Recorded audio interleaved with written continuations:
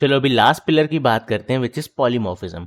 Poly means many, morphism means forms. ठीक है, so idea क्या है, जब भी कोई एंटिटी, ठीक है, डिफरेंट कॉन्टेक्स्ट में डिफरेंटली बिहेव करे तो हम उसको कहते हैं पॉलीमॉर्फिज्म। और जावा के अंदर इसको दो तरीके से अचीव कर सकते हैं, एक है आपका कंपाइल टाइम पॉलीमॉर्फिज्म, एक है आपका रन टाइम पॉलीमॉर्फिज्म।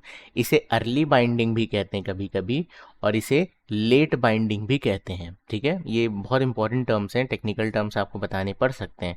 हो सकता है इंटरव्यूअर आपसे डायरेक्टली पूछे early binding versus late binding क्या है, तो आप कंफ्यूज हो जाओगे। नहीं, ये क्या है, इट इज़ पॉलीमॉर्फिज्म ओनली। ठीक है, अब इसको कैसे अचीव किया जाता है जावा के अंदर, कंपाइल टाइम पॉलीमॉर्फिज्म को कैसे अचीव किया जाता है, through function overloading. Overloading, okay, overload कर दिया आपने फंक्शन को। और रन टाइम पॉलीमॉर्फिज्म कैसे अचीव किया जाता है, through function overriding. Okay, function को ओवरलोड किया तो कंपाइल टाइम पॉलीमॉर्फिज्म, ओवरराइड किया तो रन टाइम पॉलीमॉर्फिज्म। ओके, चलो बात करते हैं इसकी थोड़ी डिटेल में। ओके, सो जो हमारा कंपाइल टाइम पॉलीमॉर्फिज्म है उसे अर्ली बाइंडिंग भी कहते हैं। उसको अचीव कैसे किया जाता है, थ्रू फंक्शन ओवरलोडिंग। और ये कौन करता है, ये आपका कंपाइलर करता है। ठीक है, ध्यान रखना, ये बहुत ही इंपॉर्टेंट इंटरव्यू क्वेश्चन है। Polymorphism, compile time polymorphism compiler से अचीव होता है। नेक्स्ट है आपका रन टाइम पॉलीमॉर्फिज्म, इसे लेट बाइंडिंग भी कहते हैं। इसे अचीव किया जाता है फंक्शन ओवरराइडिंग से। एंड कौन रिस्पॉन्सिबल है इसके लिए, ऑब्वियसली आपका जेवीएम। जो भी चीज़ रन टाइम में हो रही है उसके लिए जेवीएम रिस्पॉन्सिबल है। ठीक है, समझ में आए इतनी चीज़। नाउ कंपाइल टाइम पॉलीमॉर्फिज्म या फिर फंक्शन ओवरलोडिंग को अचीव कैसे किया जाता है। सो बेसिकली अगर आप जैसे m नाम का मेथड बना रहे हो, ठीक है, आपने एक क्लास में दो m नाम के मेथड बना दिए, बट आप ऐसा नहीं कर सकते, ये हमें भी पता है ना। तो इसको हम ओवरलोड कैसे कर सकते हैं, यही है पॉलीमॉर्फिज्म की मेनी फॉर्म्स हैं आपके। तो आप इसको डिफरेंशिएट कर सकते हो इन दो एम्स को यूजिंग फंक्शन सिग्नेचर। यानी कि किसी भी जुगाड़ से अगर दो फंक्शंस का नाम सेम है लेकिन आपने सिग्नेचर चेंज कर दिया, तो आप सेम नाम के दो मेथड्स को एक ही क्लास के अंदर रख सकते हो। जैसा कि मैं इसे दो पैरामीटर दे दूँ ए एंड बी, और इसको खाली एक ही पैरामीटर दूँ, ठीक है, तो यहाँ पे दोनों डिफरेंशिएट हो गए। तो सिग्नेचर कैसे डिफाइन होता है, नंबर ऑफ पैरामीटर्स, जैसे यहाँ पे दो थे यहाँ पे एक है। देन टाइप ऑफ पैरामीटर, मान लेते हैं इधर भी आपने दो पास किए, बट इधर क्या है, ये एक इंटीजर है और ये एक स्ट्रिंग है। ठीक है, वहीं यहाँ पे ये क्या है, ये एक कैरेक्टर है और ये एक फ्लोट है। तो दो पैरामीटर्स तो हैं बट डिफरेंट पैरामीटर्स हैं, तो कंपाइलर कैन इजीली डिफरेंशिएट। ठीक है, तो ये इस केस में डिफरेंशिएट हो सकता है easily. Next is order of parameter, जैसे आपने यहाँ इंट और स्ट्रिंग पास किया, नेक्स्ट वाले में लेट्स से आपने स्ट्रिंग और इंट पास कर दिया, स्टिल इनका फंक्शन सिग्नेचर डिफरेंट है। क्लियर है, तो रूल सिंपल है। कंपाइल टाइम पॉलीमॉर्फिज्म कैसे अचीव करते हैं, एक क्लास के अंदर आप सेम नाम के दो या दो से ज़्यादा भी मेथड्स बना सकते हो, बट उनको डिफरेंशिएट आपको करना पड़ेगा based upon their function signatures. इसे कंपाइल टाइम पॉलीमॉर्फिज्म क्यों कहते हैं, क्योंकि कंपाइलेशन के टाइम पे ही कंपाइलर इजीली डिफरेंशिएट कर पाता है या डिसाइड कर पाता है मुझे कौन से फंक्शन को कॉल लगानी है। आइए आपको एक एग्जाम्पल से समझाता हूँ। चलो ये वाला एग्जाम्पल देखते हैं, कैलकुलेटर वाला। यहाँ पे मैंने देखो तीन वेराइटी ऑफ ऐड मेथड बनाए, तो आप देखो मेथड का नाम सेम है, तीनों ही ऐड मेथड्स हैं। डिफरेंशिएट कैसे हो रहा है, ये दो इंटीजर ले रहा है इनपुट में, ये दो डबल ले रहा है इनपुट में, और ये तीन इंटीजर ले रहा है इनपुट में। तो ये दोनों कैसे डिफरेंशिएट हो रहे हैं, दोनों दो दो पैरामीटर्स के हैं, तो डेटा टाइप पे डिफरेंशिएट हो रहे हैं, यानी कि टाइप ऑफ आर्ग्यूमेंट। और ये कैसे डिफरेंशिएट हो रहा है इन दोनों से, नंबर ऑफ आर्ग्यूमेंट, इसके पास तीन है, इन दोनों के पास दो दो हैं। ठीक है, अब देखो यहाँ पे बड़ा सिंपल, मैंने कैलकुलेटर का एक ऑब्जेक्ट बनाया एंड देन मैंने सिंपली ऐड मेथड कॉल किया। जब मैंने 5 और 10 पास किया, यानी दो इंटीजर पास किए, तो कौन सा कॉल हो जाएगा, ये वाला।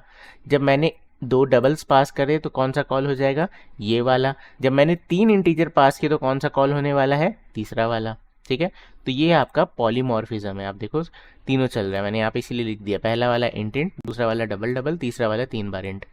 समझ में आया, तो ये क्या है, this is compile time polymorphism. Great, चलो ओके, सो आई गेस आपको कंपाइल टाइम पॉलीमॉर्फिज्म के बारे में पता चल गया होगा।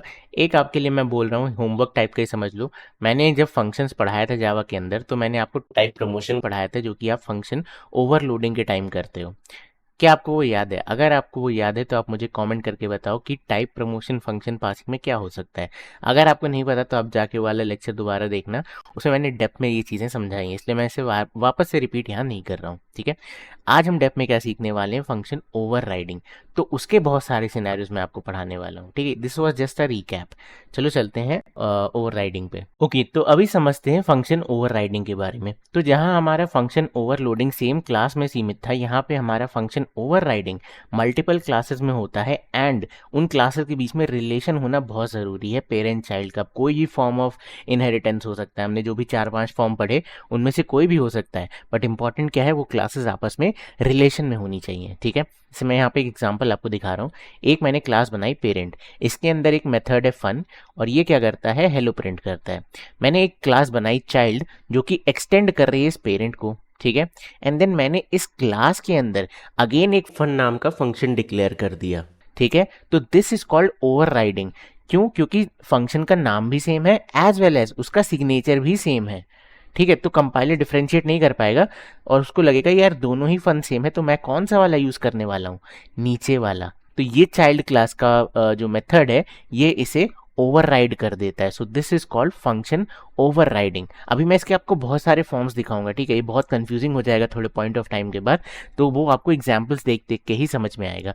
बट इतना समझने की कोशिश करो कि जब भी हम रन टाइम में किसी फंक्शन को ओवरराइड कर देते हैं, तो उसको क्या कहते हैं, फंक्शन ओवरराइडिंग, ठीक है। जनरली आपका चाइल्ड क्लास पेरेंट क्लास के मेथड को ओवरराइड कर देता है अगर उसका फंक्शन का नाम सेम है, एज वेल एज उसका सिग्नेचर सेम है। आइए रूल्स समझते हैं थोड़े से। तो सेम मेथड नेम मैंने आपको बताया, and same parameter which is somewhat like signature same होने चाहिए। सो नेक्स्ट पॉइंट है आपका return type must be same और कोवेरिएंट यानी चाइल्ड क्लास टाइप। तो कहने का क्या मतलब है, बहुत सिंपल। देखो, ओवरलोडिंग के केस में आपका रिटर्न टाइप कोई मायने नहीं रखता था, यहाँ रखता है। अगर आपने इस फन को इंट बनाया है तो ये इंट ही होना चाहिए, और अगर इंट नहीं है, मतलब सेम रिटर्न टाइप नहीं है, तो उसका कोई चाइल्ड क्लास टाइप होना चाहिए, यानी कि कोवेरिएंट होना चाहिए। अब इसका क्या मतलब है, इसको एग्जाम्पल से समझाता हूँ, ये तब ज़्यादा अच्छे से समझ में आएगा। एंड इवन ये बाकी सारे भी हम एग्जाम्पल्स देखने के बाद अगर देखें तो और अच्छे से समझ में आएगा। तो मैं आपको एक एग्जाम्पल दिखाता हूँ ओवरराइडिंग का। सो ये है एक एग्जाम्पल रन टाइम पॉलीमॉर्फिज्म का। मैंने एक क्लास बनाया है डिवाइस, जिसके पास एक मेथड है चार्ज, और इसमें लिखा है चार्जिंग डिवाइस, ठीक है।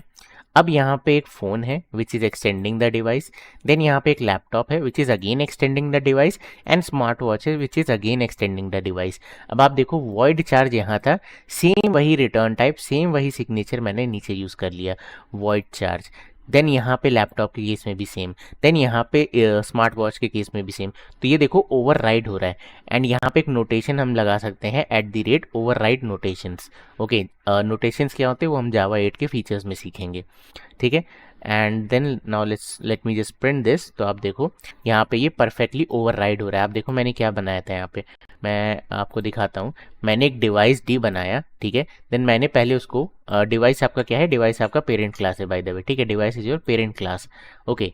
देन मैंने कहा पहले मैं पेरेंट क्लास को फ़ोन से रेफरेंस दे रहा हूँ, फिर लैपटॉप से दे रहा हूँ, एंड स्मार्ट वॉच से दे रहा हूँ।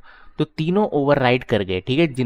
उन्होंने जो भी उनकी इम्प्लीमेंटेशन थी चार्ज की, वो दिखाई, ना कि ये ऊपर वाली दिखाई चार्जिंग डिवाइस। तो सबने परफेक्टली क्या किया, ओवरराइड कर दिया। जस्ट इन केस मान लो कहीं पे ओवरराइड नहीं हो रहा होता, मैं स्मार्ट वॉच के केस में अगर कमेंट कर दूं, तो ये पेरेंट अपना वाला ही कॉल करेगा। अब आपको दिखाता हूँ, तीसरे बार में चार्जिंग डिवाइस आने वाला है। समझ में आया कॉन्सेप्ट? तो ये आपका क्या हो रहा है, फंक्शन ओवरराइड हो जा रहा है। चाइल्ड क्लास में जो आपने मेथड बनाया है वो आपके पेरेंट क्लास को ओवरराइड कर दे रहा है। परफेक्ट है इतनी चीज़? चलो ग्रेट। नाउ रिटर्न टाइप्स के बारे में जो मैं आपको कह रहा था, so let me add some more methods here. Alright, so मैंने यहाँ पे थोड़ा सा चेंज किया है। इस डिवाइस के अंदर एक नया मेथड ऐड किया है बैटरी, ठीक है। एंड आप देखो इसका रिटर्न टाइप मैंने एक बैटरी क्लास रखा है। बैटरी क्लास मैंने ऊपर डिफाइन की है, ये है क्लास बैटरी, और ये प्रिंट कर रहा है डिवाइस बैटरी अपने कंस्ट्रक्टर के अंदर। एक मैंने बनाया है class lithium battery which is extending battery, मतलब बैटरी आपका क्या है, पेरेंट क्लास है। लिथियम बैटरी क्या है, बैटरी का चाइल्ड क्लास है, ठीक है। इनका अपना अपना प्रिंट है। बाकी मैंने खाली इन दो मेथड्स के अंदर चेंजेस किए, device as well as phone. बाकी दो मेथड्स एज इट इज़ हैं।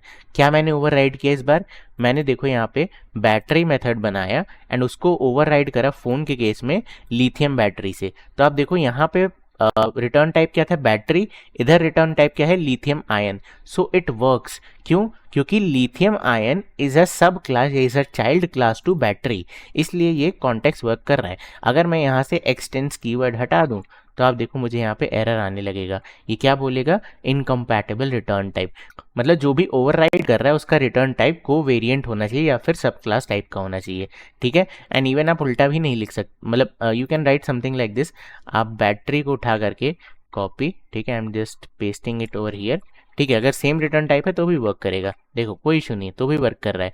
लेकिन अगर आपने रिप्लेस कर दिया, मतलब पेरेंट क्लास में आपने डाल दिया लिथियम आयन, ठीक है, लिथियम आयन, मैंने यहाँ पे लिथियम आयन डाल दिया, ठीक है।